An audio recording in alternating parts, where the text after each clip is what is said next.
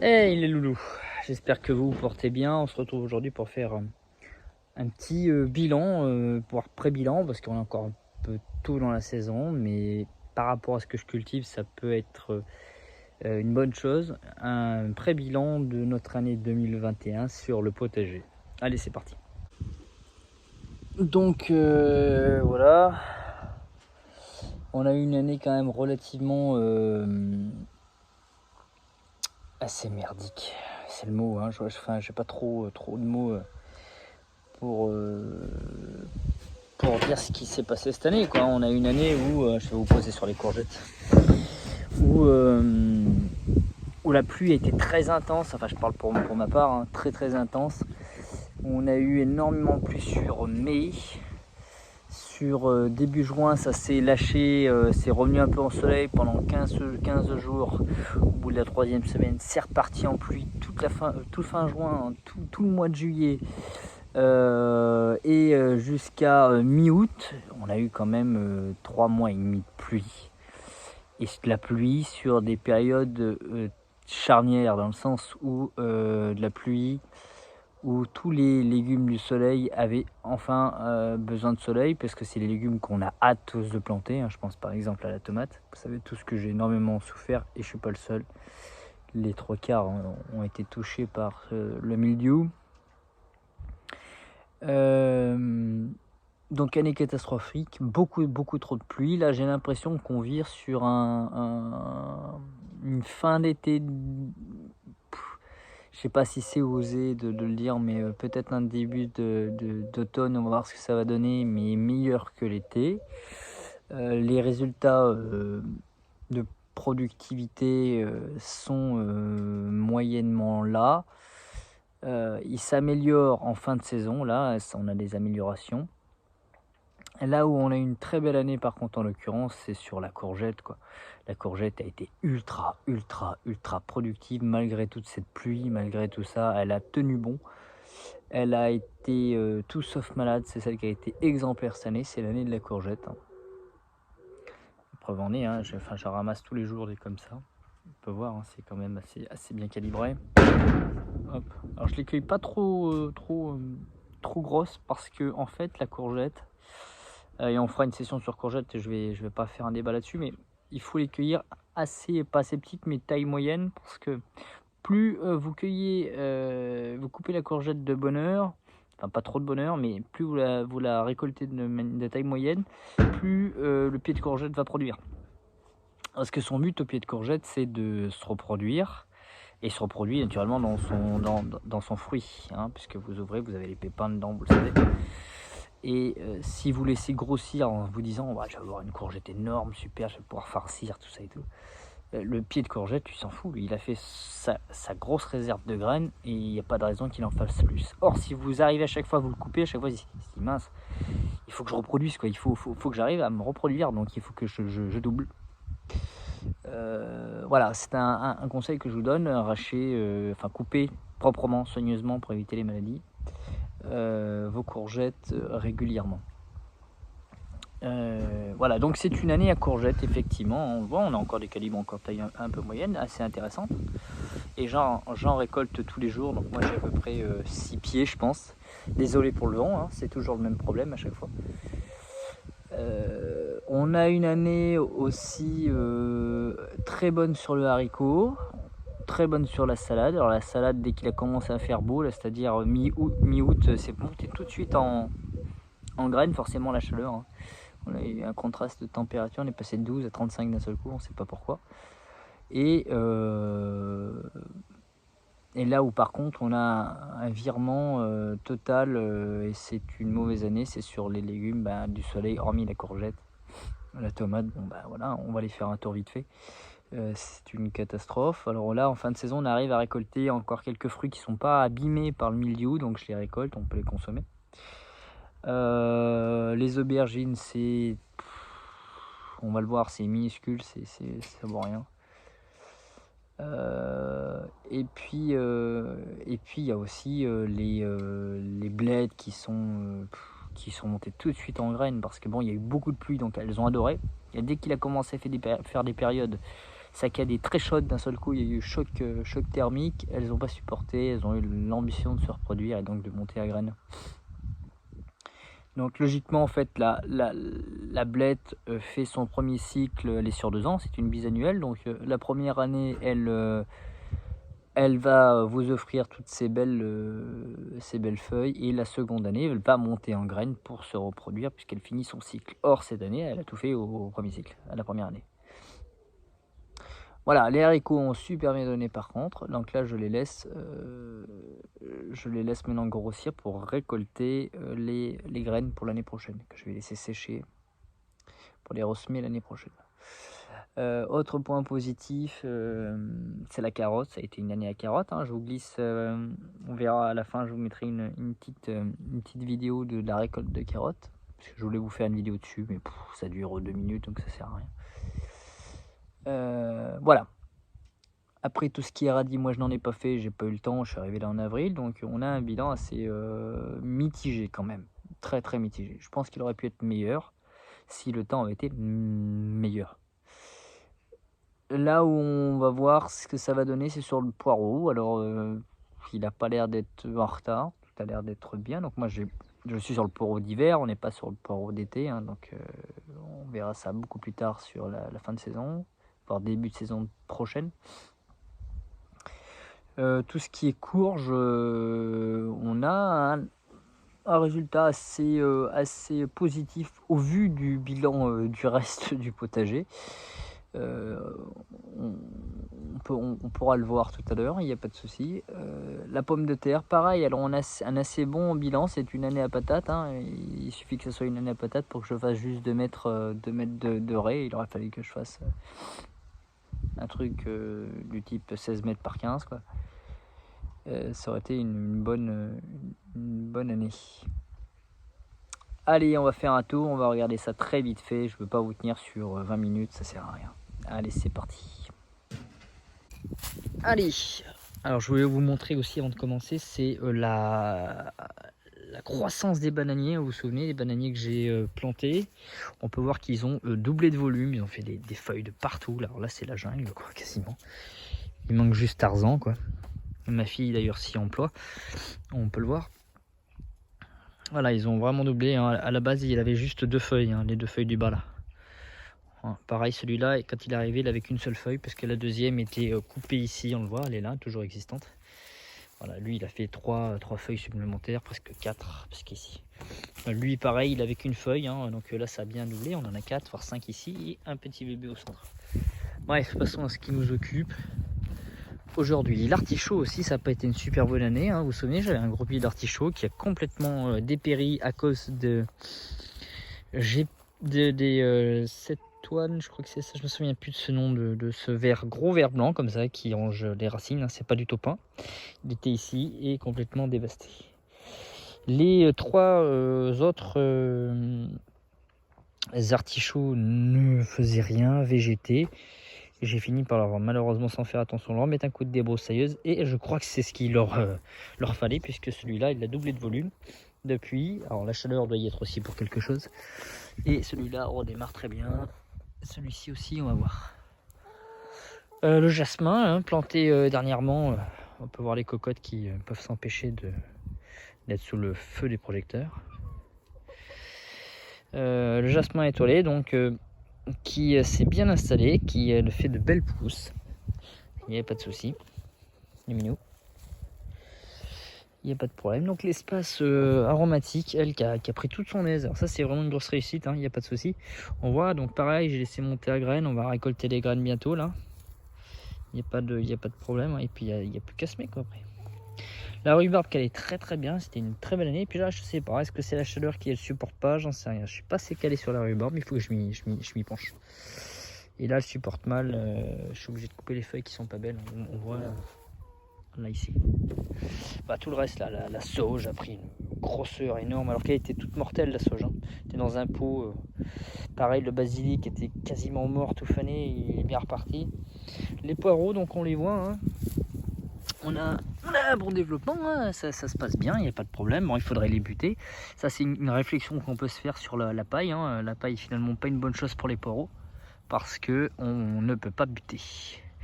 Donc il faudrait, ou alors il faut buter avec la paille, je sais pas, de façon peut-être à remonter le col. Là ici nos épinards, hein, donc de cette saison pour cette fin de saison qui se porte très bien. Il n'y a pas de souci, la mâche pareil qui se développe, on le voit. Le maïs se porte bien aussi, hein. On va voir qu'on a quand même quelques beaux épis. Donc là on est sur la fin des haricots, hein, ça porte bien son nom, la fin des haricots. Ça y est, ça jaunit, donc je laisse grossir l'écosse comme je vous le disais afin d'obtenir les plus gros les plus gros grains, quoi. Voilà. Les fraisiers eux se portent très très bien. Alors ce qui leur a fait le plus grand bien, c'est surtout le sang desséché, hein, que je vous disais que je mettais, qui donne de l'azote à fond. Ici à la base on a un semis de grenobloise et il se fait bouffer à chaque fois. Je pense que je dois avoir quelques jeunes limaces. Le persil qui se porte très bien, il jaunit un petit peu forcément, la température, ça aime pas trop le chaud. Voilà. Hop. Ici les 3 ruchettes qui maintenant sont numérotées, vous pouvez le voir. Tic, tic, tic. Hop. Donc voilà l'entrée des abysses, quoi. Et voilà, pourtant elles ont fait du fruit, hein, on voit, il y a du fruit. Donc là je les ai rattachées, ça fait 3 fois que je les attache chaque fois. Je sais pas, enfin le fil se casse, donc non, je ne m'embête plus, de toute façon tout est contaminé, donc je récolte ce que je peux récolter. On voit, hein, ça fait du fruit, c'est plein de fruits tout ça, mais le problème c'est que c'est surtout bien contaminé. On voit, hein. Bon là c'est pire, donc la variété couille de taureau qui est ici nous fait un fruit assez joli, assez lourd, ça, c'est très très lourd. Mais tout le bas, il y a encore une semaine, c'était pas du tout infesté, et puis voilà, on récoltera ce qu'on peut et puis c'est tout, on fait avec, hein. On a quand même des fruits, il n'y a pas à dire. Attaque du chaton, même là la liguria. Voilà, bon, la trace habituelle, hein, du mildiou, on le voit, hein. Et puis bon, ça s'attaque forcément aux fruits. Est-ce qu'on peut le voir là? Non. Là, les liguria, la morflée, quoi. Voilà. Mais bon, je récolte ce que je peux récolter, à savoir les fruits. Quand ils sont comme ça, voilà, pas abîmés. Voilà, je récolte, il n'y a pas de problème. Et je laisse finir de mûrir en cuisine.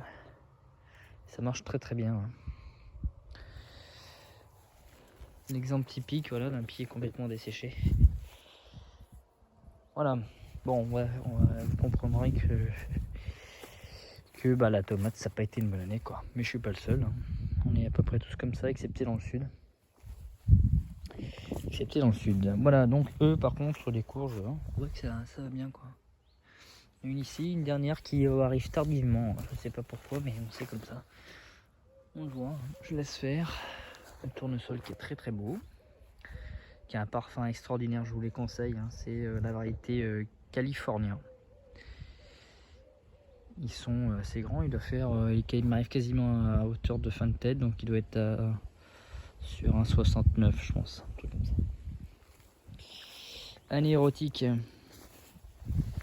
Hop, ici, voilà les aubergines, pareil, hein, voilà, ce que je vous disais, c'est pas extraordinaire, c'est très très fin par rapport à une main. On voit, c'est pas, ça fera ce que ça fera, hein.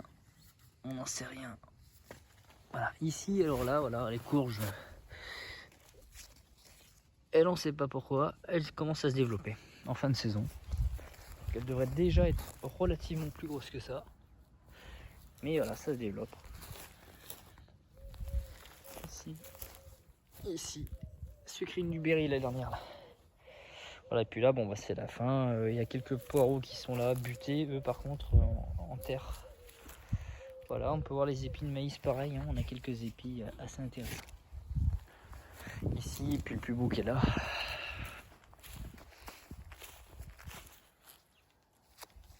Voilà. Et puis bon, le tournesol, très impressionnant cette variété parce qu'elle fait des... Sur les interstices, on le voit, elle fait des têtes de tournesol, hein, on le voit ici. Il y en a plusieurs.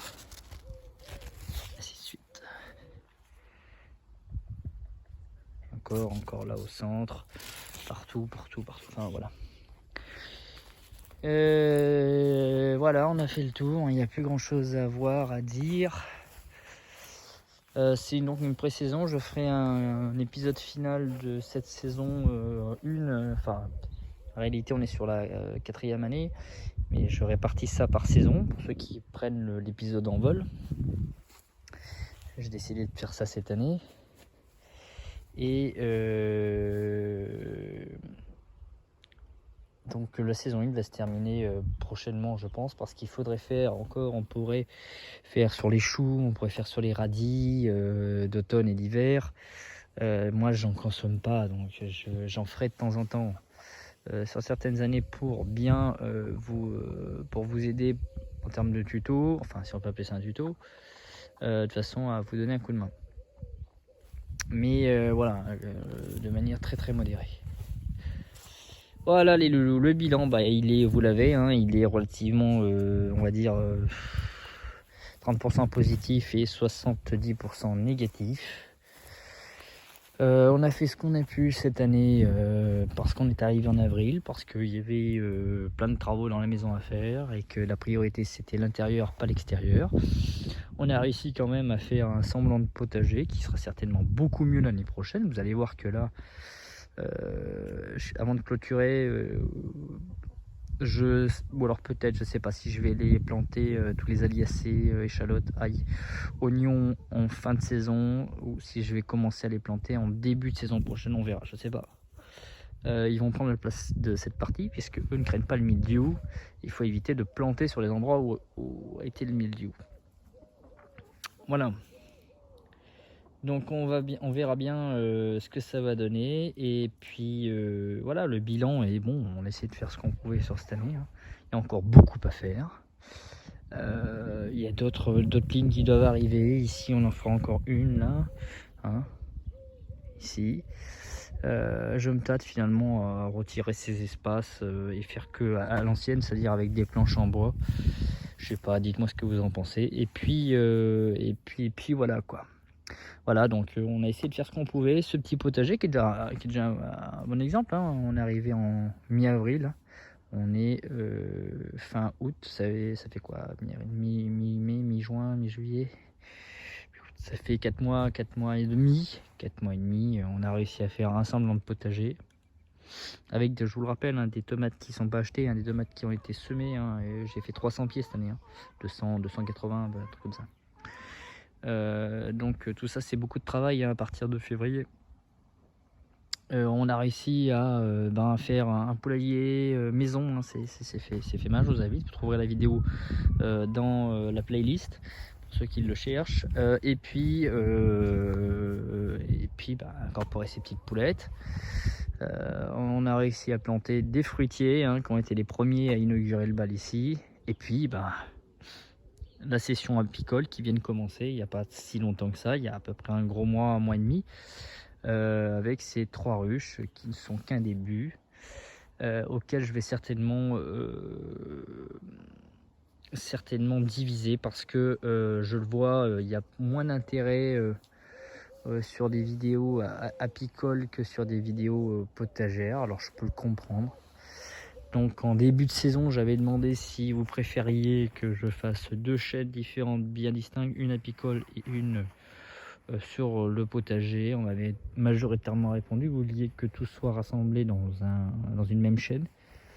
Et le résultat n'est pas extraordinaire, il y a peu de vues, il y a peu d'intérêt.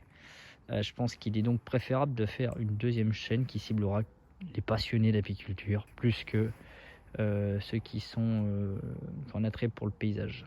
Pas pour le paysage, pour le potager, et qui se sentent un peu forcés de regarder peut-être un truc qui les passionne pas plus que ça. Et qui pourtant, je vous le rappelle, est fondamental dans notre écosystème, pour notre jardin, pour notre potager, pour notre biodiversité, pour tout ça, ce qui fait partie du tout, avec notre idée permaculturelle. Voilà les loulous, tout comme les poules font partie de ce projet aussi. Et puis il faudrait aussi un bassin pour qu'il y ait un écosystème d'eau avec avec tout un micro-organisme d'eau aquatique. Ça viendra peut-être, je sais pas, j'y pense, j'y réfléchis, mais je suis pas dessus encore. En tout cas, si j'en fais un, je sais absolument pour le mettre, il faut que je réfléchisse. Voilà, donc la naissance d'une deuxième chaîne YouTube se fera juste pour le secteur apicole. Je l'appellerai potentiellement, je pense, les abeilles d'Anto. Hein. Tout comme il existe déjà la page Facebook Les Abeilles d'Anto et le compte Instagram. Je vous invite à vous y abonner si vous êtes passionné par l'apiculture ou si ça vous intéresse. Voilà. Donc je pense que la naissance de cette chaîne YouTube, cette deuxième chaîne YouTube se fera peut-être dans la semaine prochaine ou je sais pas. Est-ce que j'attends l'année prochaine, puisque là on va arriver pareil en période d'hivernage. Donc voilà. Enfin, je vais pas plus vous embêter avec ça. Voilà les loulous, je vous avais promis une vidéo qui fait pas 20 minutes, et ben on y est quand même. Je vous souhaite tous une belle journée, bon week-end, et puis bah, comme vous l'avez compris, les vidéos vont un peu plus s'espacer maintenant puisqu'on arrive en fin de saison. Comme d'habitude, vous aurez une vidéo ponctuelle dès que je fais quelque chose, dès que je sème, dès que je plante. Si je fais un truc au jardin important, mais on commence un petit peu à tourner en rond. Vous voyez à peu près toujours la même chose. Hein. Je vous fais des semis des semis de mâche, je vous les filme, mais ça fait 4 ans que je vous fais la même chose. Il n'y a pas de truc ultra nouveau qui puisse vous comment dirais-je, vous passionner plus que ça, et puis on finit par rabâcher un peu toujours la même chose. Alors bon, c'est sympa parce que ça permet de, malgré tout, de construire un lien et de faire du suivi sur la longueur. Quand on continue à avoir le train-train du potager, c'est sympa. Mais bon, ça patine toujours à peu près sur la même chose. Donc voilà, je suis en pleine réflexion sur cette chaîne YouTube, comme vous l'aurez compris. Nous verrons, nous allons voir comment voir. Est-ce que je fais moins de vidéos avec des contenus un peu plus différents? Est-ce que est-ce que je continue sur cette lignée à vous proposer, même à défaut de me répéter, ce qui peut être aussi intéressant pour les débutants qui n'ont pas envie de se taper toute la playlist et qui veulent, parce que ça se présente, parce que la vidéo vient de sortir, la regarder. Je sais pas. Je vais réfléchir sur tout ça. Voilà. Je vous embrasse tous et puis je vous souhaite une belle journée et puis à bientôt, je sais pas quand. Portez-vous bien. Allez, ciao.